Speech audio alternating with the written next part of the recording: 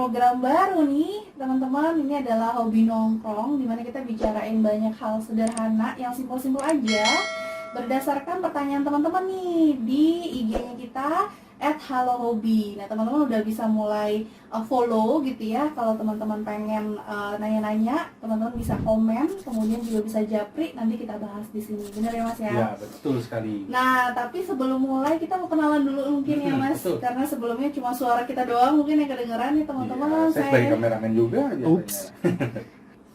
Oke, nah kenalan dulu nih teman-teman. Nama saya dengan Nina Saya Gandhi. dan kita akan ngomongin hal-hal seru. Yeay! Oke, Mas, ini kita udah ada pertanyaan nih. Jadi pertanyaan-pertanyaan di IG ini akan kita bahas di sini. Tapi sebelumnya kita asik banget nih ngopi-ngopi dulu deh. Iya, kita sambil minum dulu ya. Enak banget. Sambil ngemil-ngemil juga boleh ya teman-teman. Kali ini, Pertanyaannya itu apa tuh ya? oke, pertanyaan ini tentang, kita mau bahas tentang jurusan kuliah. Nah, Ya. jadi jurusan kuliah, biasanya anak-anak sekarang nih agak kesulitan untuk menentukan jurusan kuliahnya. Itu gimana sih caranya kita nentuin jurusan kuliah? Nah, ini pertanyaan dari teman-teman yang sempat bertanya di sini ya. Mas Gini, kalau Mas Gini sendiri tuh waktu nentuin jurusan kuliah tuh kayak gimana? Boleh ceritain dong? Biasanya tuh pas kita waktu SMA, pas kita sudah lulus, nah biasanya tuh kan ada sekolah-sekolah yang memberikan informasi-informasi nih gitu. Nah biasanya tuh kita diundang datang ke sana dan untuk mengikuti tes-tes. Nah biasanya di situ juga ada beasiswa. Nah di situ juga biasanya seperti expo gitulah gitu biasanya. Nah kita tuh datang ke beberapa sekolah universitas. Nah di situ kita tahu nih kita minatnya di mana gitu kan. Nah biasanya di setiap universitas itu ada yang namanya psikotes. Oke. Nah psikotes itu biasanya setelah kita mengisi kita semuanya, nah itu nanti akan dikirimkan kita bakatnya tuh di mana sih, kita tuh condongnya kemana sih gitu. Biasanya itu begitu teman-teman. Oke. Nah, tapi juga ada juga teman-teman yang mungkin belum punya kakak atau gurunya mungkin belum mengassist gitu ya, jurusan apa yang tepat untuk kita. Nah, yang paling tepat itu juga teman-teman tadi Mas Gani benar bilang psikotes dulu gitu ya. Di situ juga akan dilihat tuh minat dan bakatnya teman-teman. Iya. Tapi kalau pengalaman Mas sendiri waktu itu ngambilnya IT ya Mas ya? Ya IT. Itu kenapa harus BINUS? Kenapa nggak universitas negeri gitu? Karena waktu itu untuk BINUS itu ada akreditasinya bagus ya, akreditasinya A. Nah gitu, banyakan teknologinya yang digunakan juga sudah agak maju dibandingkan yang ya bukannya saya ini ya, tapi emang sedikit lebih maju dari yang lain. Gitu. Dan juga dia akreditasinya yang tadi saya bilang sudah A dan banyakan juga teman-teman saya sudah banyak yang di sana. Tuh. Oke. Kalau Nina?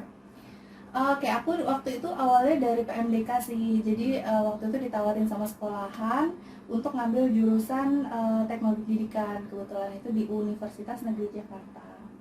Tapi kenapa mesti negeri gitu ya waktu itu? Itu karena memang pilihan ya, karena udah PMDK nggak bisa ditolak. Tapi kita juga bisa ngebahasnya, sini juga ada pertanyaan nih Mas, kenapa sih harus negeri, kenapa sih harus swasta gitu ya? Kalau menurut pendapat Mas, jadi apakah swasta itu lebih baik daripada negeri? Ataukah negeri lebih baik daripada swasta? Sebetulnya dua-duanya itu sama ya, karena kalau di saya kenapa saya pilih swasta di sini, emang saya niatnya ya di sana itu ada satu yang saya tuju. Nah itu adalah pas kita ada penjurusan. Nah penjurusannya itu yang saya tuju, yaitu jaringan dan juga dia untuk software untuk penggunaannya itu sudah lebih baik sih kalau menurut saya. Jadi ada labnya juga gitu.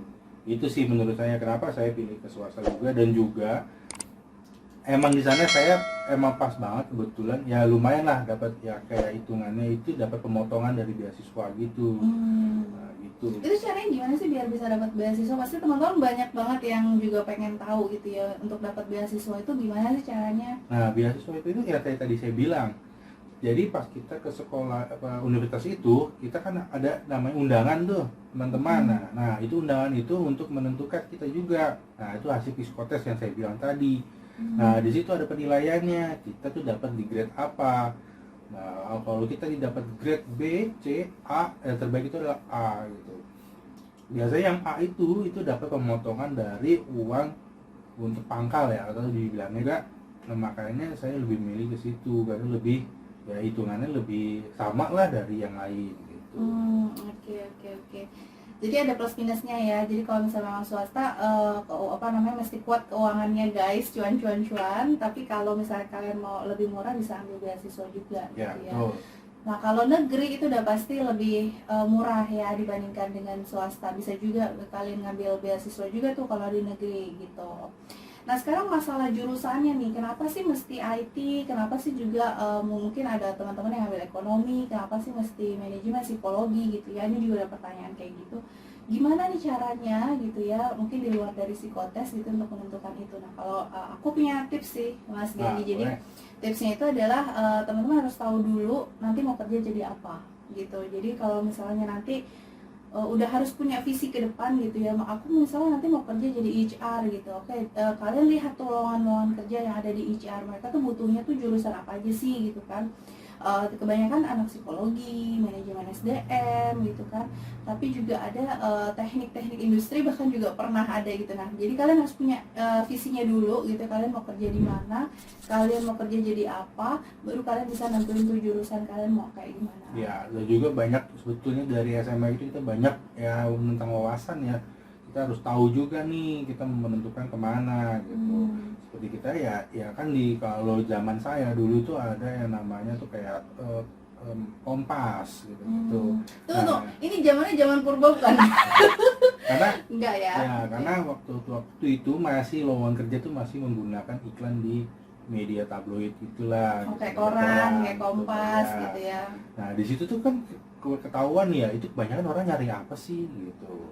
Nah di situ kita bisa tahu nih kalau sekarang kan zaman sekarang udah enak ya.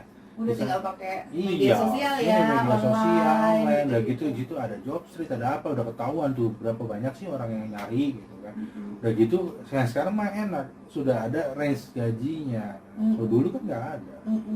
Betul. Jadi kalian udah harus benar-benar mulai cari-cari dari SMA bahkan gitu ya, teman-teman udah mulai cari-cari lowongan kerja, bukannya untuk bekerjanya tapi lihat jurusannya gitu ya. Jadi jurusan untuk posisi ini yang kalian ingin tuju nantinya, itu yang dicari itu biasanya posisi-posisi apa sih gitu. Dan skill yang paling penting ya masih itu ada bahasa Inggris dan komputer teman-teman. Ini Ya, buat betul. karena kita udah pengalaman. Kalau komputer sih biasanya ya standar ya, kalau menurut saya gitu, standarnya itu ya harus bisa Excel, Word, terus PowerPoint, pokoknya Microsoft itu. Dan terus satu lagi yang orang paling suka itu adalah orang bisa desain, desain dan edit video. Cuma sebetulnya gitu aja sih, simple ya. Tapi sekarang ada aplikasi yang lebih mudah untuk desain juga kayak Canvas gitu ya. Juga ada aplikasi-aplikasi yang menggantikan Photoshop. Photoshop itu ada juga loh Mas ya waktu itu ya. Jadi kalian tinggal cari-cari aja. Ini ada pertanyaan lagi nih Mas Gandhi. Jadi japri ke IG-nya kita, WKI ke IG kita, jangan lupa ya @hellohobby. Kalian bisa japri di situ, kalian bisa message juga di situ, nanti kita bacain di sini ya.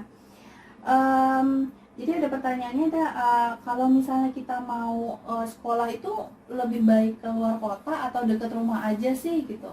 Nah kalau itu sih tergantung ya, sebetulnya sih tergantung dari kita bisa atau tidaknya gitu. Kita bisa mandiri atau tidak, dan juga tergantung dari orang tua sih guys gitu. Karena kan kalau biaya keluar kota lumayan ya, kita jadi mandiri.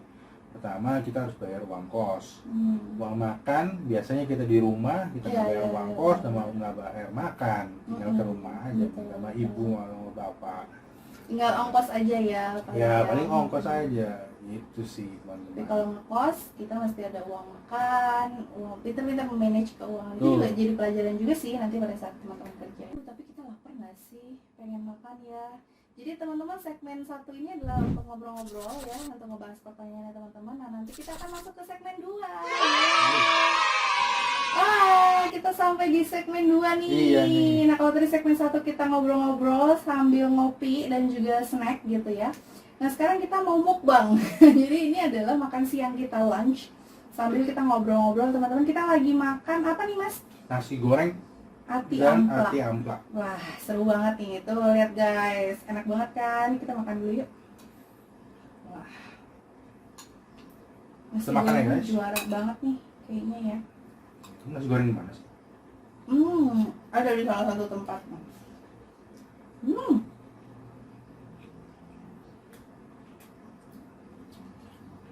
Kalau akhirnya mah kita buat sendiri ya. Hmm. Hmm. Jadi kalau masak nasi goreng tuh bumbunya dulu ya, biasanya ya. Ya, biasanya bawang merah, bawang putih dulu, Hmm. baru telur biasanya, atau nggak telur dulu, bawang merah, bawang putih. Hmm. Baru. Minyaknya dikit aja ya. Ya, minyaknya dikit aja. Terus kalau suka pedas bisa tambahin cabai. Cabainya lebih seneng yang cabai rawit atau cabai yang warna merah-merah itu yang pedas banget sih? Biasanya sih orang senangnya cabai rawit lah. Cabai rawit ya? Cabai rawit di gongseng gitu barengan sama minyak. Biasanya begitu. Karena dia yang lebih jago masak guys. Karena biasanya kalau nasi goreng itu ada dua, ada nasi goreng. Ya kalau dibilang sih nasi goreng kampung sama nasi goreng ya yang di resto-resto gitu. Kalau yang di resto kan dia menggunakan saus tiram. Saus tiram biasanya ditaruhnya setelah kita gongseng telur.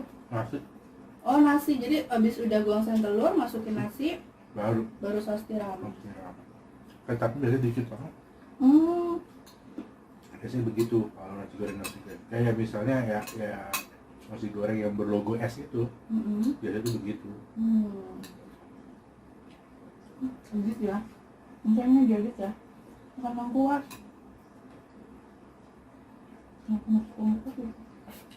Itu jadi ya. Tapi ada juga yang lebih suka justru nasi gorengnya banyak kecapnya ya. Ada tuh. Itu biasanya itu ada yang dibilang tuh mie Jawa ya. Bakmi Jawa. Mie Jawa.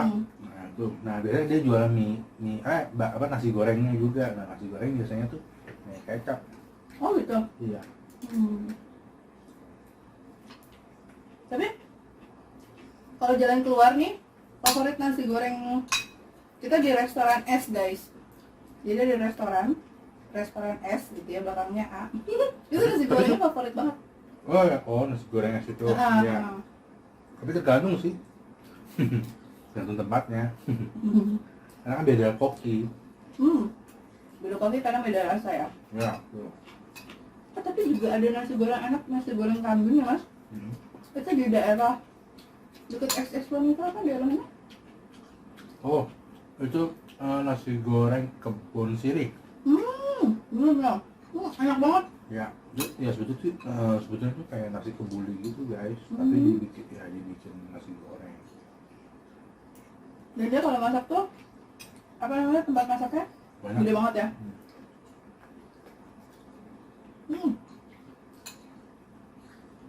Juara.